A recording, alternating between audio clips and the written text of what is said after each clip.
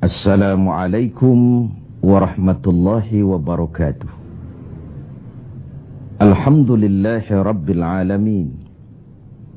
Wassalatu wassalamu ala ashrafil anbiya'i wal mursalin Sayyidina Muhammadin wa ala alihi wa sahbihi ajma'in.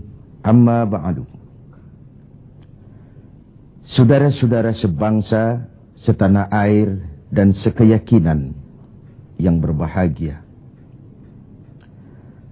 Data-data terakhir yang sampai kepada kita membuat kita sebagai bangsa semakin prihatin. Walaupun tentu tidak membuat kita jadi pesimis, seraya kita tetap memberikan penghormatan dan penghargaan kepada upaya-upaya yang telah dilakukan oleh pemerintah kita. Data itu adalah 3/5 dari jumlah penduduk kita hidup di bawah garis kemiskinan. Ini artinya apa? 60% dari 210 juta rakyat kita hidup di bawah garis kemiskinan dan 20% diantaranya dalam kemiskinan mutlak. Berbagai macam komentar orang, ada yang tetap dalam alur rasional memberikan analisa kenapa dan mengapa ini terjadi. Ada yang berpendapat kurang kompaknya tim ekonomi kita. Ada yang bilang karena korupsi masih merajalela. Ada yang bilang rendahnya upaya untuk law enforcement. Ada yang lebih cenderung mencari kambing hitam, menyalahkan masa lalu. Namun realitasnya kemiskinan itu tetap berjalan, tetap berlangsung. Sementara kita harus melakukan upaya-upaya di dalam alur kebersamaan terhadap kondisi yang dihadapi oleh mayoritas bangsa kita ini. Pada jumpa ini saya ingin menyampaikan sebuah hadis yang diriwayatkan oleh Imam Al-Hakim. Rasulullah sallallahu alaihi wasallam bersabda, "Arba'un man kunna fihi nasyarallahu rahmatuh wa adkhalahu jannatuh." Ada 4 hal. Siapa saja yang mempunyai keempat hal ini, Allah akan pancarkan rahmat kepadanya. Allah akan pancarkan kasih sayang kepadanya dan dimasukkannya orang itu ke dalam surga. Mari kita lihat semua kita termasuk salah satu saja dari 4 hal yang dibicarakan ini. Yang pertama, man awa miskinan. Orang yang memberikan perlindungan, memberikan tempat tinggal, menaungi orang-orang yang miskin. Allah melebihkan rizki sebagian kita dari yang lain, agar dalam hidup terjadi take and give. Karena bagaimanapun kita ini saling memerlukan. Tidak ada orang hebat yang bisa hidup sendirian. Betapa dan siapapun kita memerlukan yang lain. 60% rakyat kita hidup di bawah garis kemiskinan dan bukan mereka punya mau. Padahal subhanallah, kita diberikan negara yang begini kaya, hijau, ranau, subur, makmur. Bumi kita mengandung gas, batu bara, minyak, laut kita kaya, hutan kita kaya, negara kita kaya, dan penduduk kita miskin. What's wrong? Tapi pertanyaan ini bisa mengundang berbagai macam polemik. Oleh karena itu, saya ingin mengetuk hati kita semua. Allah akan memancarkan rahmatnya kepada orang-orang yang santun, berpihak kepada orang-orang miskin. Hukum sering tidak berpihak kepada kemiskinan. Kebenaran sering tidak berpihak kepada kemiskinan. Sehingga dengan demikian, tersudutlah dia di pojok-pojok kehidupan.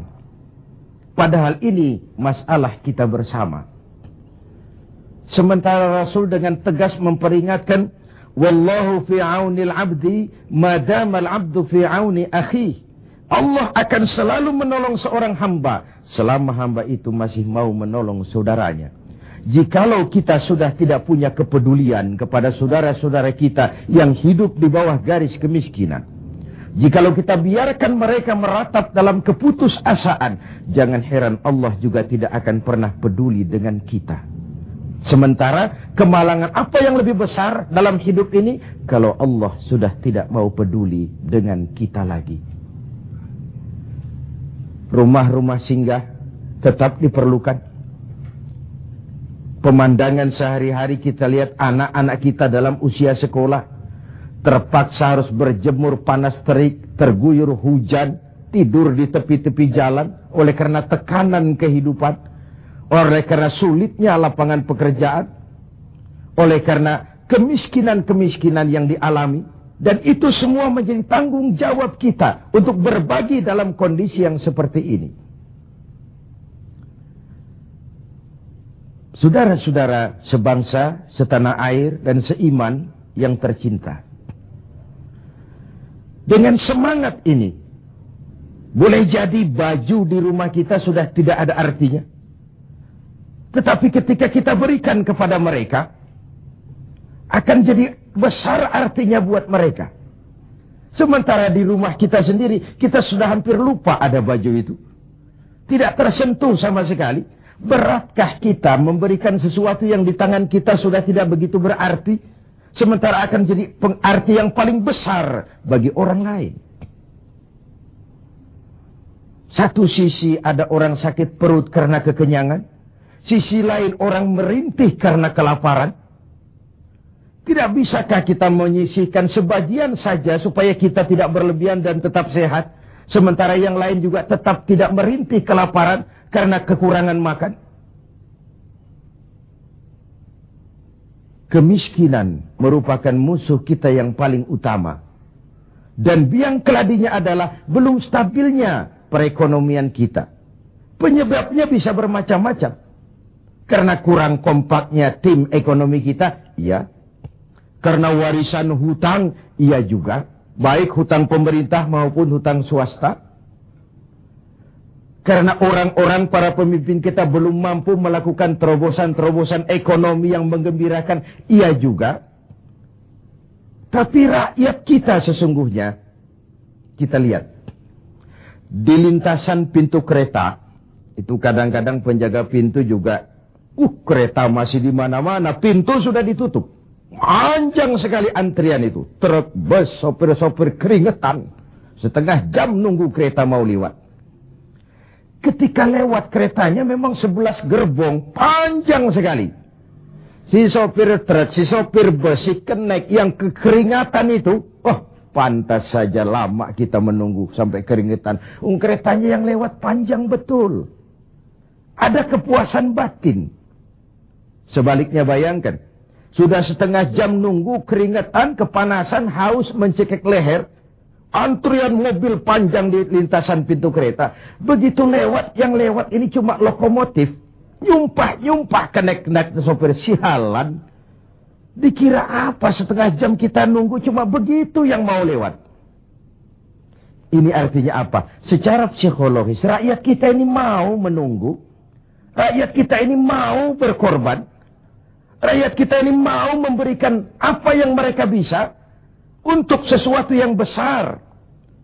Untuk sesuatu yang monumental. Untuk sesuatu yang bisa merubah keadaan mereka. Jangan biarkan rakyat kita menunggu dengan kecewa. Karena begitu lama menunggu yang lewat cuma lokomotif. Cuma kepala kereta yang lewat. Mereka merasa penantian setengah jam sia-sia. Pengorbanan peras keringat. Haus mencekik leher. Jadi konyol ketika yang lewat cuma sebuah lokomotif. Begitulah. Kadang kita masih terkontaminasi oleh pola lama. Sebagian dari pemimpin kita masih memandang bahwa jabatan itu fasilitas dan kekuasaan. Lebih celaka lagi bahwa jabatan adalah jalan pintas untuk menuju kaya. Merasa giliran. Kemarin kan giliran kamu, sekarang giliran saya. Sepanjang jabatan masih dianggap sebagai fasilitas dan kekuasaan. Apalagi jalan pintas untuk menuju kaya, itu rampok. Negara sedang sakit. Ini musim kerja bakti. Pesta sudah selesai. Ini saatnya kita cuci piring. Kita, dalam artian seluruh komponen bangsa, ya birokratnya, ya teknokratnya, ya ekonomnya, ya agamawannya, ya politisinya, semua kita. Ini merupakan tanggung jawab kita secara bersama-sama. Man awa miskinan. Orang yang santun kepada orang-orang yang miskin. Memberikan tempat bernaung, tempat tinggal. Mendidik, memberikan kesempatan pendidikan kepada anak-anak mereka. Sehingga anak-anak itu, yang juga anak-anak kita, punya hak menatap hari esok dengan pasti. Punya hak menggantungkan harapan dan cita-cita. Seperti juga anak-anak lain punya harapan dan punya cita-cita. Marilah kita semua menyadari, hidup ini sebuah putaran menunggu giliran. Dan jabatan adalah amanah. Sementara menyia-nyiakan amanah adalah khianat. Lebih jauh dari itu, agama mengajarkan apapun yang kita miliki dalam hidup ini sebuah titipan. Harta, titipan. Jabatan, titipan. Ilmu pengetahuan, titipan. Kalau titipan harus disikapi dengan dua. Pertama, titipan harus dijaga baik-baik. Masa ada orang datang ke rumah saya, Pak, saya titip mobil sebentar. Oh, silakan. Saat mobil diambil, kacanya pecah, bempernya penyok, rebannya kempes, knalpotnya hilang, marah yang punya. Saya cuma titip, kenapa tidak dijaga baik-baik? Begitulah Allah menitipkan jabatan kepada kita. Saat nanti diambil jabatan itu berlumur korupsi, berlumur kezoliman, tipu daya, trik, rekayasa. Tentu marah yang menitip ini. Kau harus bertanggung jawab. Ini kan titipan. Kenapa tidak dijaga baik-baik? Harta titipan.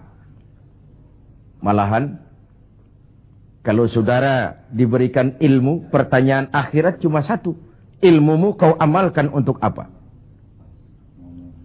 Diberikan kita usia yang panjang, pertanyaan akhirat juga cuma satu. Usiamu kau habiskan di mana? Tapi diberikan kita harta, pengadilan akhirat akan bertanya dua. Hartamu kau dapat dari mana, kau belanjakan kemana? Depan dan belakangnya ditanya, dari mana dan kemananya. Itu sebabnya Rasulullah berpesan, hasibu anfusakum qabla an tuhasabu. Hitung dirimu sebelum Allah yang menghitungnya. Dengan bahasa sekarang, kalau malam-malam ada baiknya kita putar film hidup kita ini. Sejak akil balik sampai sekarang, lihat adegan-adegan yang pernah kita lakukan. Oh, tanggal sekian, bulan ano, tahun sekian, saya nyolong, saya korup. Tanggal sekian, bulan sekian, saya nempeleng orang tanpa alasan yang benar. Putar film itu. Apa target dari semuanya? Kalau ada adegan yang tidak pantas, sekarang ini kita masih bisa melakukan sensor. Taubat maksudnya, pemutihan. Ada suara yang kurang jelas, masih bisa dubbing. Ada alur cerita yang kurang utuh, masih bisa editing. Proses sensor, proses editing, proses dubbing masih dimungkinkan sekarang. Sekarang di dunia ini. Kalau nanti di padang mahsyar Allah yang memutar film kehidupan kita, tidak akan ada waktu lagi untuk sensor, dubbing, editing. Yang ada tinggal pertanggungan jawab. Dan hari itu seperti sering kita baca dalam surah Yasin, al-yawma nakhtimu ala afwahihim wa tukallimuna aydihim wa tashhadu arjuluhum bima kanu yaksibun. Mulut mereka kami gembok, tangan mereka akan laporan, dan kaki mereka akan memberikan kesaksian terhadap apa saja yang telah mereka lakukan. Jabatan adalah titipan, dia harus dijaga baik-baik.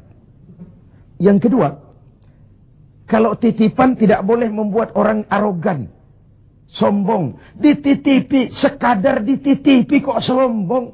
Apa alasannya? Orang titip mobil ke rumah saya, yang punya mobil pergi, saya petatang-peteteng, membangga-banggakan. Ini mobil hebat, ini mobil mutakhir, ini mobil canggih. Mobil orang titip. Begitulah kita. Ini jabatan. titipan. Kenapa harus sombong? Ini harta, titipan. Kenapa mesti sombong? Ini ilmu pengetahuan, titipan. Kenapa harus sombong? Titipan tidak perlu membuat kita jadi arogan. Bahkan kalau dia jabatan itu top. Kata orang Belanda, Leiden is Louden. Memimpin adalah jalan menderita. Pemimpin adalah orang yang kesepian. Di dunia diikat dengan berbagai macam aturan. Di akhirat akan dibuka perkaranya yang besar-besar. Kesepian karena pada dasarnya pemimpin mengorbankan privasinya. Bahkan keluarganya. Seorang presiden, seorang wakil presiden tidak punya anak, tidak punya ibu, tidak punya bapak, tidak punya paman. Yang punya paman itu pribadinya. Kalau presiden punya anak, lalu anak-anaknya jadi warga negara kelas 1, ikut-ikut ngurus negara, kan ini penyakit kita. Biarkan pemimpin sebagai pemimpin. Karena memimpin adalah jalan menderita. Dan pemimpin pada umumnya orang-orang yang kesepian. Ini musim kerja bakti. Hanya dengan semangat kebersamaan. Ke atas saya mengingatkan. Ke bawah saya mengimbau. Mari kita berbagi rasa. Dengan saudara-saudara kita yang hidup di bawah garis kemiskinan. Karena bukan saja ini tanggung jawab nasional, tapi juga tanggung jawab keagamaan. Seorang muslim baru sempurna imannya, jikalau dia merasakan apa yang dirasakan oleh tetangga sebelahnya. Bahkan tidak sempurna iman kamu, jikalau kau tidur dalam perut kenyang, sementara tetanggamu merintih kelaparan. Belum sempurna imanmu. Begitu kepekaan Islam, sampai iman dijadikan taruhan terhadap perbaikan nasib orang-orang miskin. Bukan sekadar sebuah slogan. Bukan sekadar sebuah simbol. Tapi sebuah realita kehidupan beragama. Tangan di atas lebih baik daripada tangan di bawah. Orang mukmin yang kuat lebih disukai Allah ketimbang orang mukmin yang lemah. Lemah ekonominya, lemah pendidikannya, lemah jaringan sosialnya, lemah kebudayaannya. Orang mukmin yang kuat lebih disukai Allah daripada orang-orang mukmin yang lemah. So, kalau kita dalam posisi itu, sekaranglah waktunya untuk berbuat. Jangan biarkan saudara-saudara kita merintih kelaparan. Anak-anak dalam usia sekolah terpaksa keleleran di jalan. Atau terpaksa harus kerja di bawah usia. Memang kadang kita berhadapan dengan siklus lingkaran setan. Pendapatan rendah, kenapa? Karena kemampuan rendah. Kemampuan rendah, kenapa? Karena pendidikan rendah. Pendidikan rendah, kenapa? Karena kurang gizi. Kurang gizi, kenapa? Karena biaya hidup tinggi. Biaya hidup tinggi, kenapa? Karena pendapatan rendah. Begitu berputar lingkaran setan ini. Tapi what can we do now? Apa yang bisa kita lakukan sekarang? Buat tetangga kita, buat masyarakat lingkungan kita, setidaknya man awa miskinan. Orang yang menolong orang-orang miskin. Memberikan tempat tinggal. Melindungi mereka. Akan dipancarkan rahmat Allah kepada mereka. Kasih sayang Allah akan berlimpah. Si miskin mungkin tidak akan bisa membalas. Tapi Allah akan memberikan balasan. Melalui jalan yang tidak pernah kita sangka. Ketimbang kita mencari kambing hitam. Oke lah, yang salah tetap salah. Tapi kan dengan argumen, bukan dengan sentimen. Untuk menegakkan kebenaran, bukan untuk menang-menangan. Zaklik, tidak personlik. Menyentuh dan bukan menyinggung. Biarkan hukum tetap tegak. Biarkan penataan ekonomi kita tetap profesional. Sementara kita yang oleh Allah diberikan sedikit kelebihan. Sedikit kemampuan. Mari kita berbagi untuk mengatasi persoalan bangsa yang memang berat ini.